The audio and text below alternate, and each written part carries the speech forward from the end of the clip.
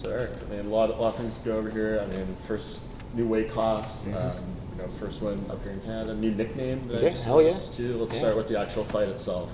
The fight itself, he was definitely a lot more agile. I thought he was going to come forward a little bit more. He was actually a little bit lighter on his feet, but it was one of those things, tried to work the body, but like I said, he was being very evasive. But in this fight, I knew the little bit that I know about him. I know he cuts a lot of weight. I know what it's like to cut that much weight, and I know what it's like to have somebody on you constantly clinching, and it's tiring as hell. So it was one of those things. Even after the first round, persevere and just press, grind, eventually tire him out.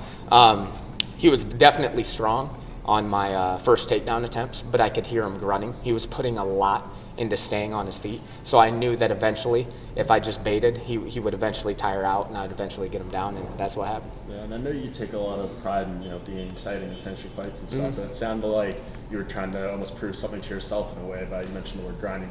Yeah. Why was that important to you? Because everybody, that knows me in my WEC UFC career, especially because coming out of Rufus Sport, they think I'm a striker, and they look at my losses and they think my weakness is my ground. Most of my wins are from fighting on the ground, taking them down, submitting them off my back. I'm well-rounded, and that's one of the things. My last couple fights, I feel like my ground suffered because I just cut too much weight. My muscles weren't there, my energy wasn't there. I didn't have any pop. So I wanted to show, even with the big boys, I can compete. I train with all these monsters, I train with people that fight at 170 and 180. I was doing an interview earlier, and we would joke about it because when me and Anthony started in the WEC, I walked around heavier than Anthony did, and he fought a weight class heavier than me. You know what I'm saying? So it's one of those things that I feel like it's just trials and tribulations. I feel like my career is just kind of I was so tough mentally that it's not about can you make the weight, it's should you make the weight, and I feel like at this point I'm older, I'm more mature, I know my body, and I'm not trying to win a bodybuilding contest, I'm trying to win fights. What do you make of the surge in lightweights coming up to 170? I mean, you, Anthony Pettis, Michael Chiesa, James Vick said he's now going to 170. Well, I'll tell you this, Anthony beat me to it. It was my idea first. I don't care, and he'll tell you it was my idea first because I remember I told Duke, I'm like, Duke, I think I want to move up 70. He's like, are you sure? Those guys they're bigger. I'm like, yeah, but I train with all these guys. I don't train with really any 55ers. Everybody we train with, the only 55er I really trained with at Rufus Sport was Anthony. But is he really a 55er? No, now he's fighting at 70, So I think it's good. I think it's great for the sport because I think cutting weight's dangerous. I mean, I've been there. I used to cut 45. I used to cut from 185, sometimes 190, down to 145. Another problem that, I said later on in my career, fighting at 70, I want to Donald Cerrone this. What I mean by that is if UFC called me up 2 weeks, be like, yep, I want to take it. I want that, At 45, I need 3 months, okay, we gotta get my weight down this much, like I said, I'm not trying to win bodybuilding competitions. I want to be able to fight. I want to stay healthy. I want to stay active. So I think it's awesome that everybody is kind of getting the gist and everybody is, moving up to more of a healthy weight class. I think it's just better for the sport. So staying active just the goal for the rest of the year now? Staying active. That's all I want to do. I'm so sick of the layoffs. Yeah, I mean, you guys know. I mean, we talk about, I was supposed to fight Jose Aldo here, way back in the day at 45.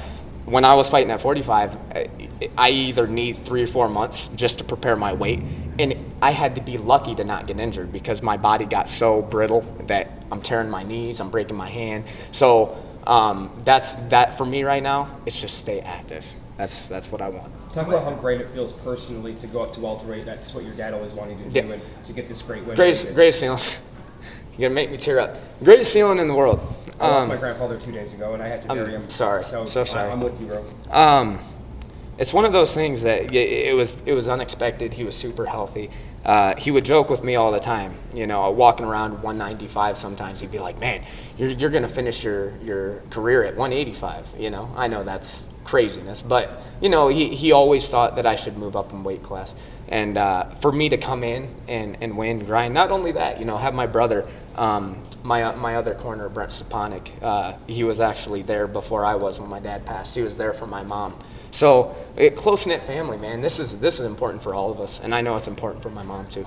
Speaking of staying active, I mean, now you're in a new weight class. You've got a whole new field of potential opponents. Is there anyone who stands out to you? Nah, just whatever, short notes, I don't care. How much? just fights. How much weight did you actually cut for this? Honestly, so I got here. What did we weigh in our Wednesday? 176. 176. Wow. So this might be a weird question, but did you feel like a welterweight or just a 155er that didn't cut weight?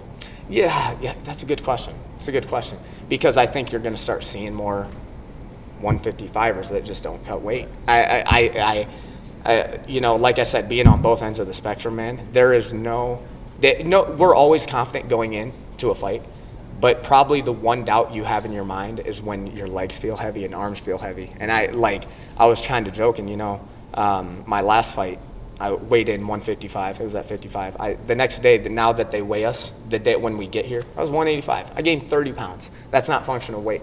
That's not muscle. That's all water. So it's almost like I'm filling my legs full of water. And you can notice my last 2 fights, first round's great. After that, I'm like, okay, legs, let's start moving. You know, I'm stuck in the mud. So I think, you know, I'd say more at 55 or at 70, but I think that's going to change. I think you're going to see more people doing that. You're going to see more 70ers going up to 85. If you had any questions about the power, that right hand in the second, that kind of answer it for you? I'll tell you this, and no slight to him. It was a good right hand. Didn't hurt me. Like, and that's the thing. 55, 45. When we're taking this water out of our organs, out of our brain, I'd get hit with shots in fights by smaller dudes and be like, why did that? I got a little fuzzy. Why did that hurt? I felt great. I felt like my ability to take punches was a lot better. So I think it, you know, the guys are going to hit harder. You know, you got your Tyrone Woodleys, you know, and stuff like that. They hit like trucks. But I also want to be able to take a shot. I don't want to deplete my brain, you know. So you fought the same weight. You basically fought the same weight as if you were cutting 55, right, tonight? Pretty much. I mean, but the only thing is also through training camp to keep healthy, I'm able to eat more calories. I'm able to output more in training. You know what I'm saying?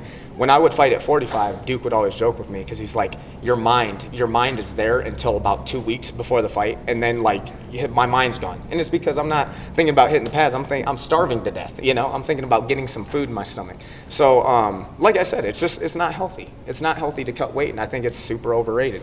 And you know, I think Anthony proved that too with his win over Wonderboy. Everybody's like, oh, Wonderboy's way too big.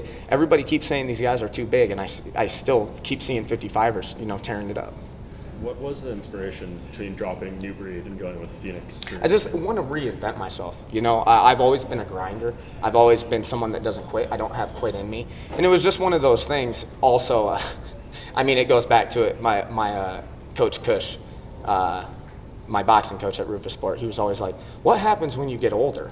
Are you really the new breed? You know, are you really the new breed? And I was like, okay, that makes sense. So I was like, you know, I just wanted to reinvent myself. And, you know, that's how I feel like. Even coming off 2 losses, that didn't discourage me. I came right back, man. I'm born again every single day. Beautiful. Congratulations, sir. Awesome. Thanks, guys. I appreciate it.